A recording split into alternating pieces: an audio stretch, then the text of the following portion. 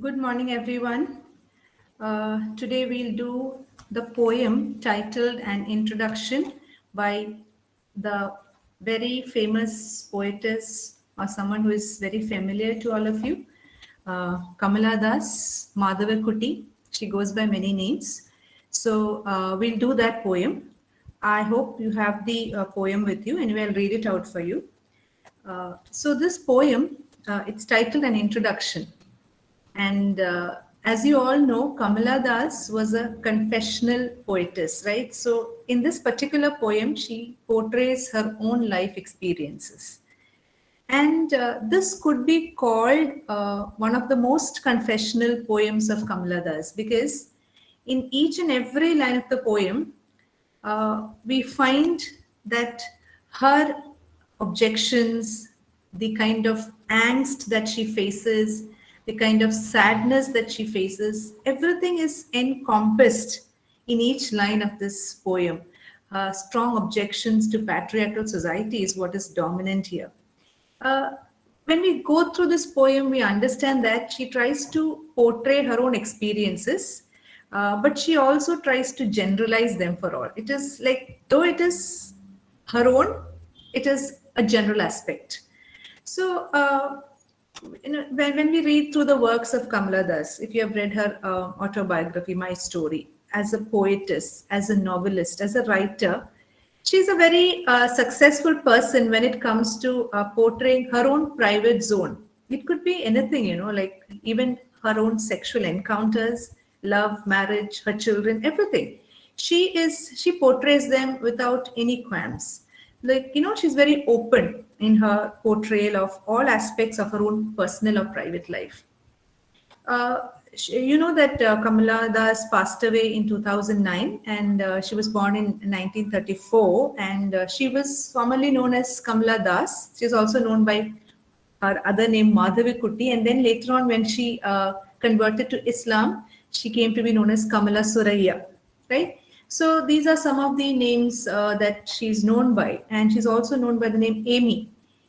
Army, right? Army, yeah. So Kamala Das is we can call her the mother of the modern English poetry because she is, or even now, though she is not alive, through her poems, she is one of the significant voices in Indian bilingual writers, right? Because she was a leading Malayalam writer from Kerala, and then later on, she also started writing in English. So you have this bilingual aspects, right? Both English and Malayalam, right? And when you read about Kamala Suraya or Kamala Das or Ami, she was born in the southern Malabar area, and she was the daughter of the famous Malayalam poetess Balamani Amma.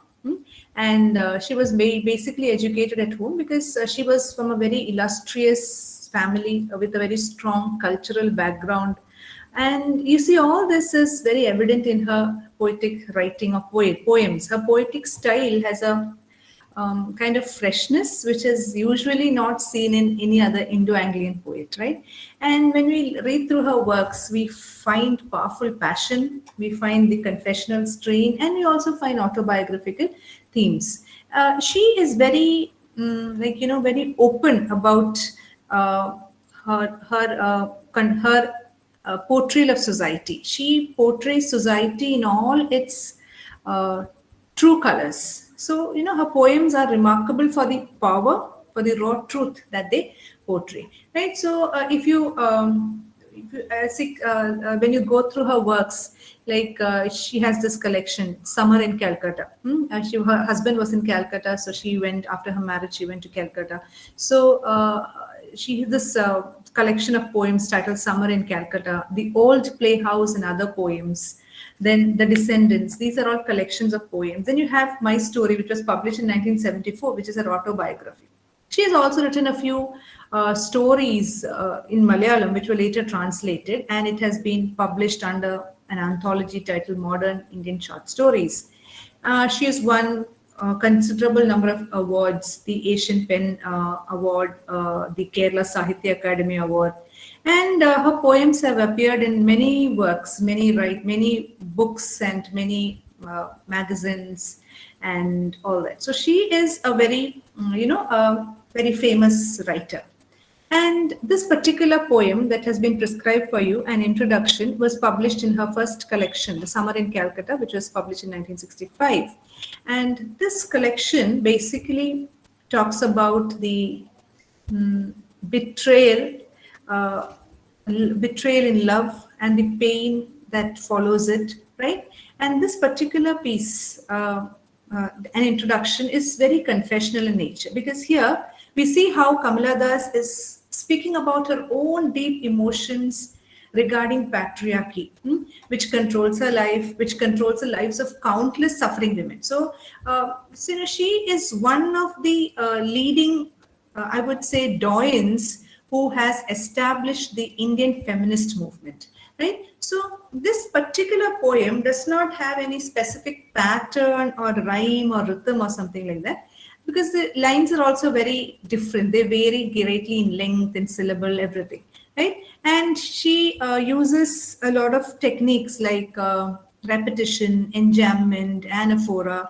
Now, I'll explain all that. Now, repetition and anaphora are seen at the beginning of a number of lines. You know, when you look at I am Indian, very brown, born in Malabar. So we see in these lines how the speaker gives conviction-filled statements about who she is, right? So we can just read the poem, and then you'll understand what this is basically about, right? So it goes like this.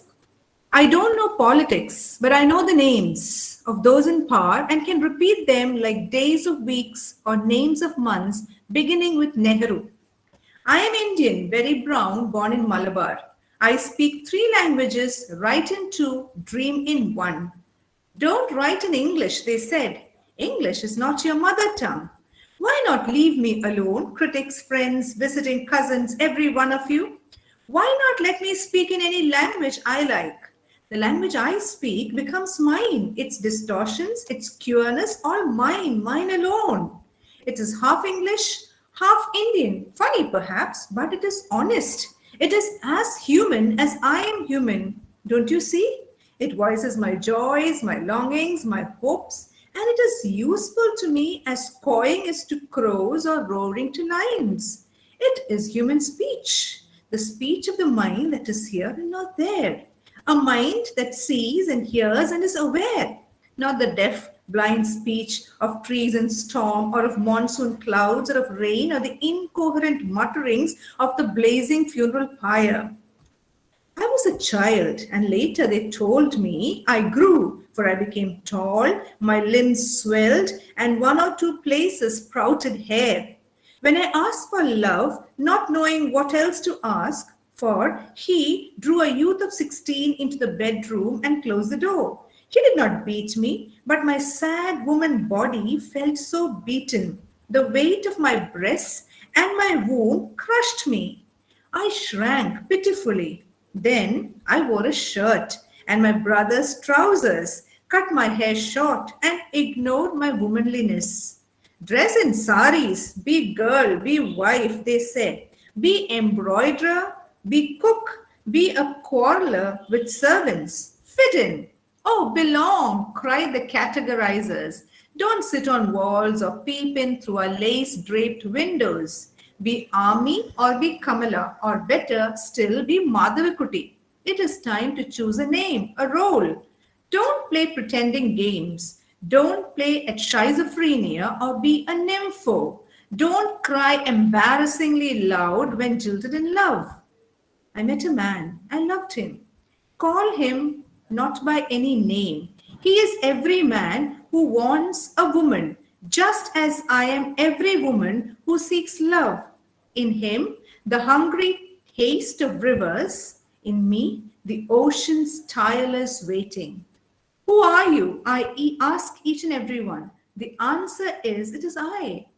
Anywhere and everywhere, I see the one who calls himself I in this world. He is tightly packed like the sword in its sheath. It is I who drink lonely drinks at 12 midnight in hotels of strange towns. It is I who laugh. It is I who make love and then feel shame, for it is I who lie dying with a rattle in my throat. I am sinner, I am saint. I am the beloved and the betrayed. I have no joys that are not yours, no aches which are not yours. I too call myself I. So this is the poem. See, when you notice this poem, you understand that there is no rhyme, there's no rhyme scheme, there's no rhythm, right? It's just kind of a flowing, linear narrative, right? So this particular poem describes the poet's own mental and emotional state as she grows older, right? And she's trying to hit back against the patriarchal society that tries to suppress her, right? So when we see this poem, when we look at the beginning or when we look at the initial lines, we see that this poem begins with a speaker. The speaker is Das and Kamala Das, and she states that she knows all the male leaders in India, right?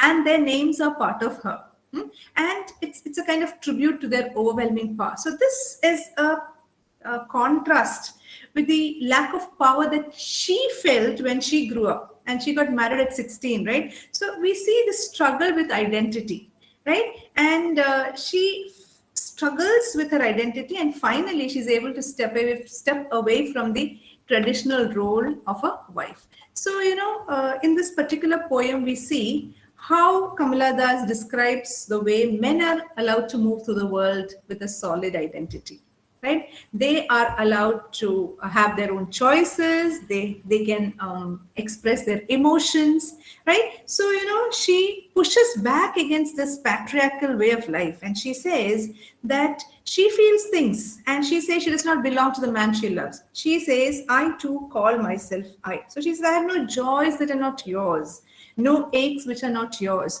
So she says, I am me, right? I also feel things which you feel, right? And I don't belong to you. So when we look at this poem in depth, look at the first line. I don't know politics. I know the names of those in power and can repeat them like days of weeks or names of months beginning with Nehru. I am Indian, very brown, born in Malabar. I speak 3 languages, write in 2, dream in 1. Don't write in English, they said. English is not your mother tongue. Why not leave me alone? Critics, friends, visiting cousins, every one of you. Why not let me speak in any language I like? The language I speak becomes mine. Its distortions, its cureness, all mine alone. It is half English, half Indian. Funny perhaps, but it is honest. It is as human as I am human. Don't you see? Right? So, like in the first few lines, the first 10 to 13 lines, she starts by comparing her knowledge of politicians to the days of the week and months of the year, right? And she says that, why she says that? The reason is she might not have a firm knowledge about politics, but people like Nehru, people who are in power, have remained in her mind, right? So this makes us understand that the power, their power was much greater than the role would allow them, right? And she speaks about Nehru here. Nehru served as the first Prime Minister of India after the British troops left India. So after she sets these opening lines, or she speaks the opening lines and she sets a scene, she moves on to herself, right? And she says, I am Indian. And she says, I'm Indian, very brown. This brown is actually the kind of discrimination that basically Indians themselves have. It's always a kind of contrast between fair and brown. So she says she's very brown, she's Indian, and she's from Malabar. So this is a description about herself. So these are the basics about her life, right? But it's not everything, right? And then she goes on to say, I speak 3 languages, write in 2 and dream in 1. So she continues to describe language and the role that language plays in her life. And she says that people kind of criticize her for writing in English because they say it's not her mother tongue. So she says, no, whenever she's criticized for how she speaks and writes, she feels very isolated. She feels that there's no one. Like, there's nobody, no her friends, no her relatives or her cousins, nobody backs her up. Everyone criticizes, right? That's what she says. Why not leave me alone? Critics, friends, visiting cousins, every one of you. There's no one to support her. All are her critics, every one of them, right? Then she kind of directs the next line at this group. Why not let me speak in the language I like, right? She asks them, why do you care about what I write and what I speak? Right? She says, she feels a deep connection to the words she uses and the distortions or the kind of, problems or the kind of mistakes that she makes when she writes in English. It's her own. So why should you get bothered by that? So she says, oh, everything that I use, I mean, when I speak a new language and when I speak English, there might be cureness in that. There might be distortions, right? But why do you get so bothered about it? The alterations, the strangeness, everything that occurs in this language that I speak is mine alone. Why does it affect you? Right? It's all mine alone. Then she says, it's half English, half Indian. Funny perhaps, but it's honest. It's as human as I am human. Don't you see? It voices my joys, my longings, my hopes, and it is useful to me as cawing is to crows or roaring is to the lions. It is human speech. The speech of the mind that is here and not there, a mind that sees and hears and is aware. Not the deaf, blind speech of trees and storm, or of monsoon clouds, or of rain, or of the incoherent mutterings of the blazing funeral pyre. Right? So she says, that she is half English, half Indian. It's a kind of humorous portrayal. There is a kind of humor in this portrayal, half English, half Indian, a combination. But she says it is honest, right? She acknowledges that it is honest, and it's a very important part of her. The desire to be authentic, the desire to be honest, the desire to be transparent, right? So her identity, when as seen through her voice, is human, just as she is human, right? And she says, it is just held under that single defining category, nothing else. I am human, right? Don't you see? That's what she says. And she says that she has control over her voice, whether through speech or whether through writing. It can display all of her emotions, right? So she says that I have a mind that hears and sees and is aware. So she says to her, the speech is like to her, like roaring is to lions. Like if you don't understand it, if it is not intelligible to you, unlike the roaring of a storm or the mutterings of a blazing fire, it is your problem. See, human speech is to humans as cawing is to crows, right? So she defines her freedom through the use of her voice, right? She explains to the reader that there are no other circumstances in her life that can actually infringe on that freedom, right? She has the freedom to use her voice, and no other circumstances can stop that freedom, right? So she says that she only felt older as she grew because she was told of her physical changes, right? She says, I was a child and later they told me I grew, for I became tall, my limbs swelled, and one or two places sprouted hair. So she says that she felt older as she grew because people told her of her physical changes. They must have told her, see, your hair is growing in certain places, your breasts are swelling, you're becoming tall, your limbs are growing tall. So she says that she feels older when she grew because she was always constantly reminded of her physical changes, right? And then she goes on to say, when I asked for love, not knowing what else to ask for, not knowing what else to ask for, he drew a youth of 16 into the bedroom and closed the door. He did not beat me, but my sad woman body felt so beaten. The weight of my breasts and womb crushed me. I shrank pitifully. Then I wore a shirt and my brother's trousers, cut my hair short and ignored my womanliness. Dress in saris, they said, be girl, be wife, be embroiderer, be cook, be a quarreler with servants, fit in, oh, belong, cried the categorizers. Don't sit on walls or peep in through our lace-draped windows, right? So in this particular section, we find that her unhappiness is portrayed very clearly, and it is directly related to her need for emancipation of freedom. See, when she was young, she asked for love because she did not know what else to ask for. And she was married off at the age of 16. And the closing of the bedroom door signifies that she was not aware of what exactly marital consummation of marriage was, right? Or sex was. So she says, my husband did not beat me. She's very frank in expressing all that, right? Her own personal details, she has no problem in expressing. She says, my husband did not beat me, but my body felt so beaten. So we get an idea, or we get an inclination, or we come to know, or we understand that she would have, it would have been a kind of rape within marriage, right? It would have been a kind of rape within marriage because she herself was not aware of what is happening, right? Though he was not a wife beater, she felt very beaten, right? Maybe her body did not respond because she was very young and she did not know what it was, right? So this line is actually very interesting,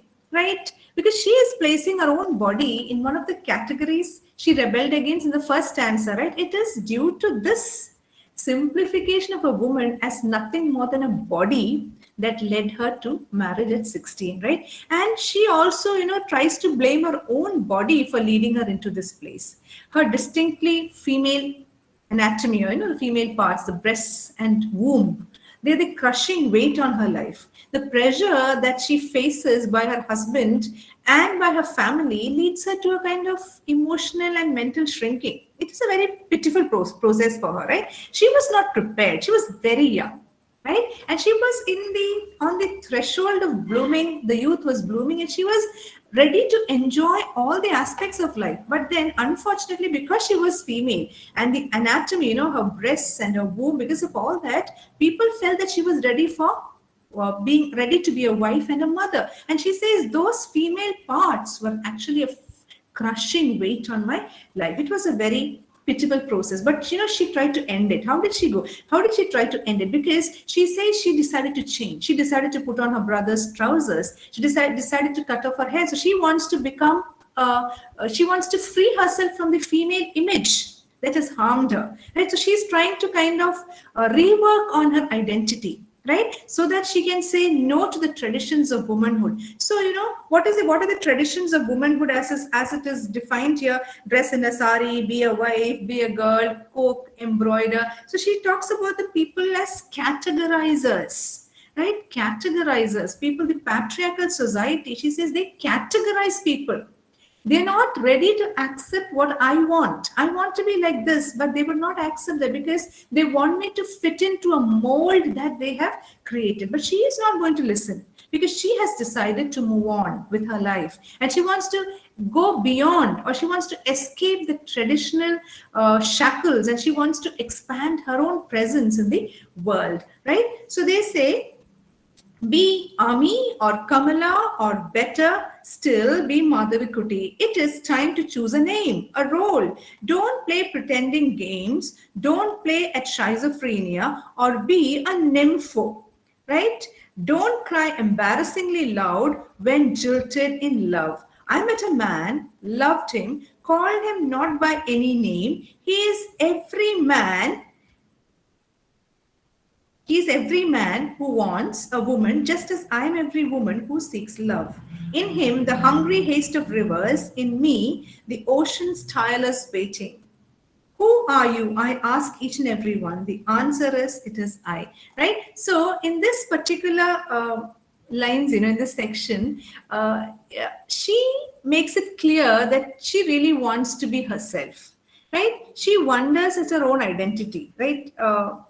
She can be Ami or Kamala, or she can be Madhavikutty, right? And it is by this final name, Madhavikutty, that Kamala Das is known. And even still today, even today, the most popular name is Madhavikutty, right?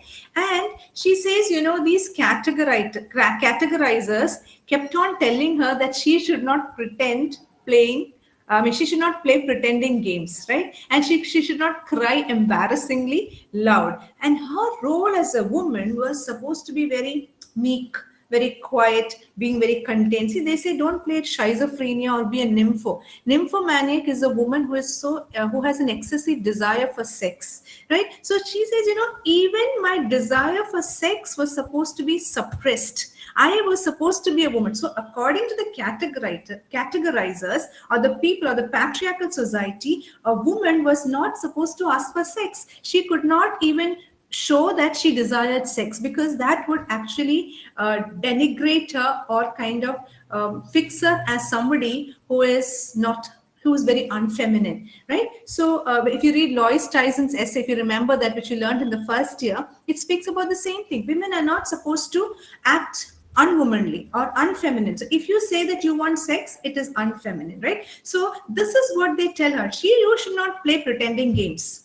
Do not play do not play schizophrenia, that is split personality. Schizophrenia is split personality, right? So they say you cannot be a split personality person. You are a woman and you're supposed to fit into the role of a woman, and a woman is supposed to be very meek, very quiet, and very contained, right? So she goes on to describe a time that she met a man and she loved him, and she does not give us this name, right? So we don't know what is the agency of him. I mean, we don't know his agency, and some of the agency that he is in so control of is stripped off, right? So the name is of little importance, as Kamala Das intends to mean that this man represents every man in the world who uses women as he pleases, right? So at one point she asks the man who he is, and he replies, "It is I."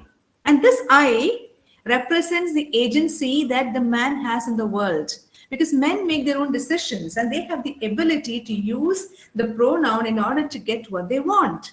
So he says, I met a man, loved him, call him not by any name. He is every man who wants a woman, just as I am every woman who seeks love. In him, the hungry haste of rivers, in me, the ocean's tireless waiting. Who are you? I ask each and every one. The answer is, it is I.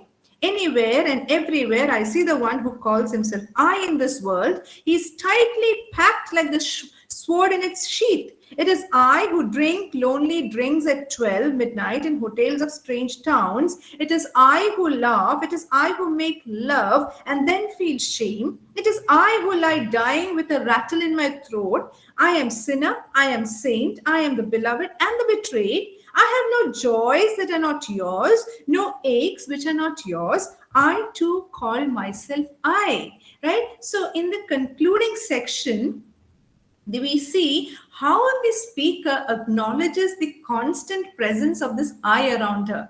In the world that she is part of, there are these I men everywhere, right? Men who try to always dominate, men who always try to portray their agency, men who feel that they can do anything in this world, right? So they are able to go and drink at 12. They can stay in hotels of strange towns. So we see how the division between the speaker and I is blurred. Ultimately, what we come to understand is that the speaker or the narrator is trying, the poetess is trying to come to terms with their own independence and own identity of both a sinner and a saint. So she is trapped between her own need for a free life and the world that tries to keep her contained. So the final statement, I have no joys that are not yours, no aches which are not yours. I too call myself I. The final statement is one of protest.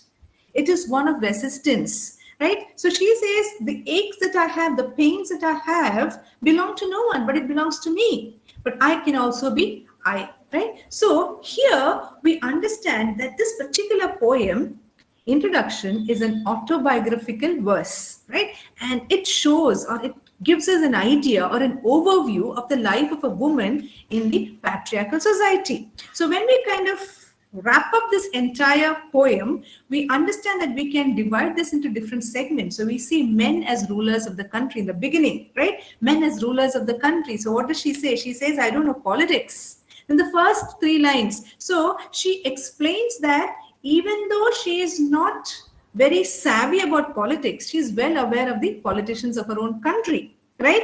From Nehru and to the person of her own times, right? And she also, what is she trying to impress here? She's trying to impress that the politics of India has always remained in the hands of males, right? And you can memorize the names of these male politicians like the names of days and names of weeks. So here in the first few lines, when we wrap up, we understand that these lines depict how males or how men have been ruling the country, and women were not given much rights. Maybe you had one or two women and you had so many men, right?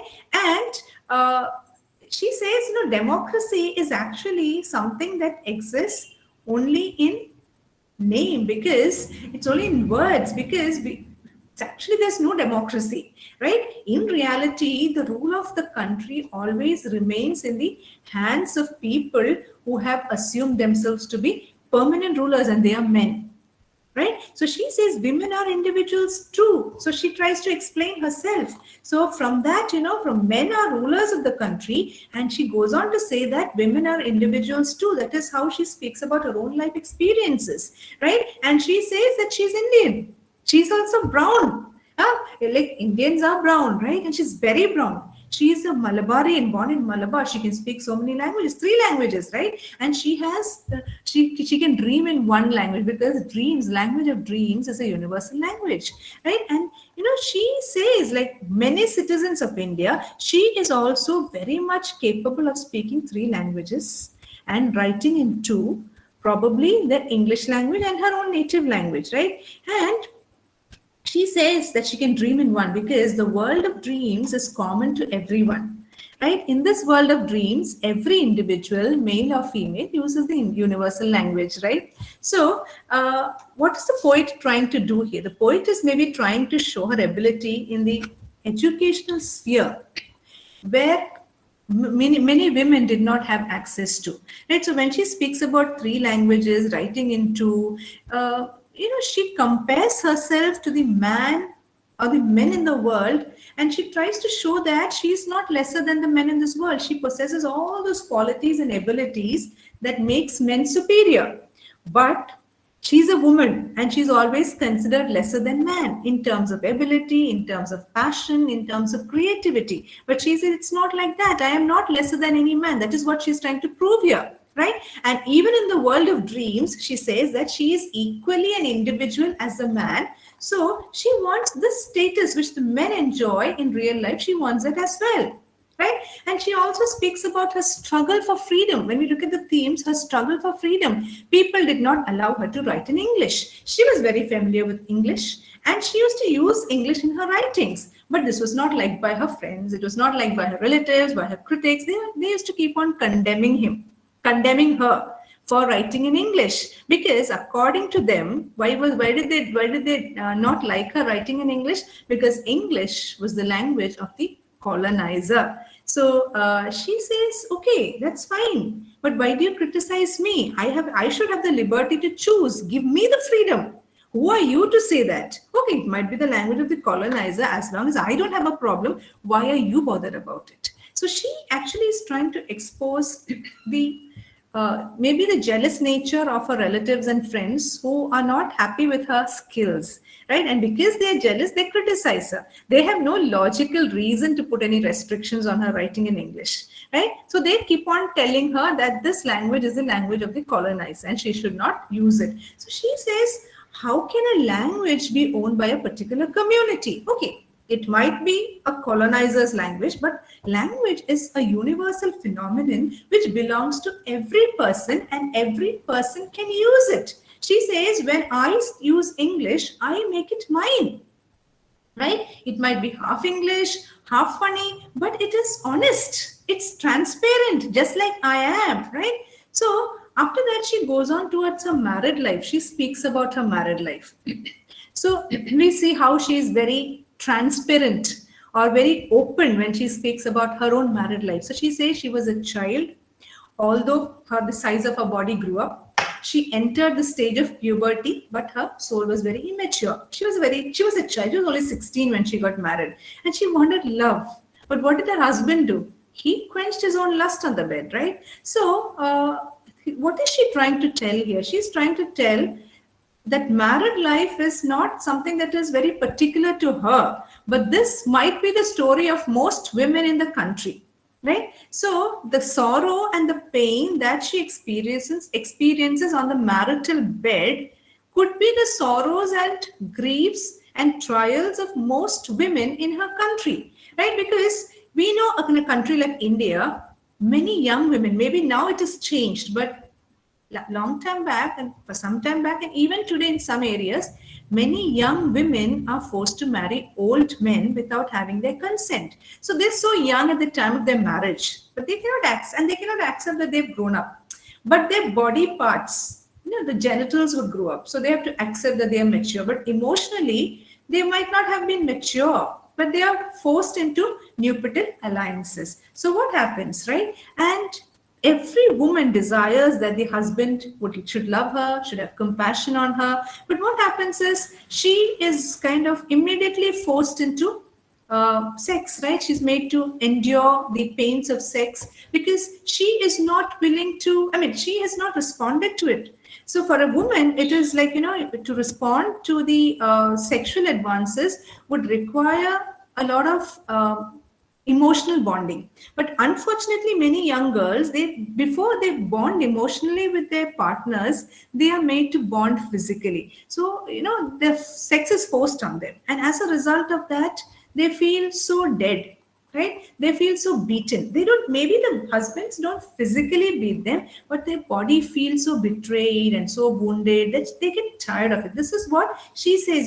she says that I feel that my breasts and my womb, the female organs or the part of the female anatomy which is considered so important, she considers all that a burden because she feels that it has crushed her, and she starts hating her female body. And that is the reason, that she tries to change. She tries to go in for a transformation, right? Because she starts hating her female body because this body has given her so much pain. And that is why she starts wearing a shirt and her brother's trousers and cutting her hair, right? So she decides to become a tomboy by adopting the attire of males. But that is not accepted by the patriarchal society. What do? They taunt her, right? And she is kind of forced, or she's commanded to dress in saris, be a girl, do embroidery, quarrel with the servant. That is what typical females do. So, that is what society expects female to do. So she is asked to kind of do all that, fit into a mold, right? She was asked not to hide her real self, right? They also commanded her to remain silent and endure whatever was part of her fate. They would say this is how women are supposed to behave. Like if the man wants to have sex, you're supposed to give in and you're supposed to remain silent and endure. So these lines actually tell us the condition of a woman in the house of her in-laws, or maybe in the house of the parents-in-law. What happens when she goes there? She is forced to give up her basic frank nature, and she is supposed to put on the garb of the daughter-in-law, the nature. So she's supposed to adopt the nature of a daughter-in-law. So she is forced to do everything that her parents-in-law or her brothers-in-law or her relatives-in-law would desire her to do, right? She has to accomplish everything even when she's not willing to do so. But even when she does that, she is scolded, she's taunted, she's abused, and she is not even allowed to express her grief if she is troubled by her marital life. So that is how, she says, I'm not willing to do that. I'm going to leave all that. And she meets a man. She does not mention the name of the man. So according to Kamala Das, this man is a kind of universal symbol of every man who desires a woman to quench his lust, and she is a woman who desires for love, right? So it is a kind of, you can say, a kind of paradox. Men want to quench their lust, and women desire love from a man, right? So the answer about his identity when she asks him is I. And this is this I, or this male ego, which gives men the liberty to do whatever they like, right? So that is why she says, this man can drink at midnight, he can laugh, he can satisfy his lust, right? And what she says is, how come I am not able to do that?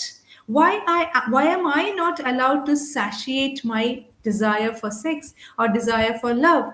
How come that when I do it, it kind of like backfires, right? So she says, I myself can also attribute the title of I to me, right? So she says, I am also a sinner, I am also a saint, I am also beloved, I might be betrayed, and my joys and pains are no different.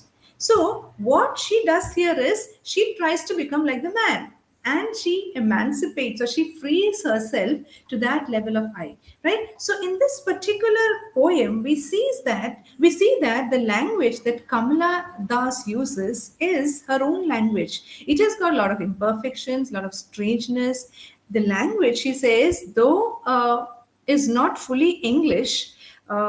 Whenever she writes, she says it's honest because it is transparent and it is imperfect. There could be imperfections, there could be distortions, right? So what she says is the ownership of the language and the freedom of using the language is hers. She could be imperfect, but that is what makes her human, right? She says, I should not be scolded for my mistakes or shortcomings. She says, why is it that society ignores the mistakes and blunders of men but questions the mistakes of women, right? Because everywhere, both male or female are imperfect, right?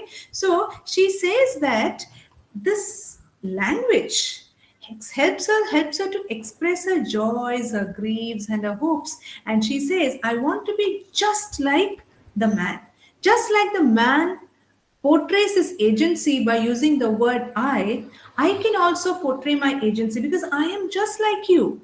Just like I use the language the way I want, I can also use my life the way I want. If I want to go out at night, I should be allowed to go out at night. If I want to have drinks, if I want to drink at midnight, if I want to go and stay in hotels with my friends, if I want to have sex with someone, I should be allowed to do that. It is not fair to deprive the woman of everything and allow the man to do anything that he wants, because that is not correct, but that is what the patriarchal society is trying to do, and she says that is not right. I'm going to break free from that. So towards the end of the poem, we see how she tries to break free from the shackles of this patriarchal stronghold. She says, I am going to break free. I don't care about what others think about me. I don't care about what my relatives in law would think about me. I don't really bother about what others would think of, because this is my own life. Just like the language is mine, just like I can use the language in all its imperfections and portray the way I want. I can use my life the way I want. I'm not going to be controlled by anyone else, because I have the same joys, I have the same pains that men have. So what is it that makes me different from you? So I can also call myself I. So this poem ends on this strong note wherein she shows her resistance to the patriarchal society or the patriarchal ideologies that society was trying to impose on her. Is that clear to you? Do you have any questions or doubts?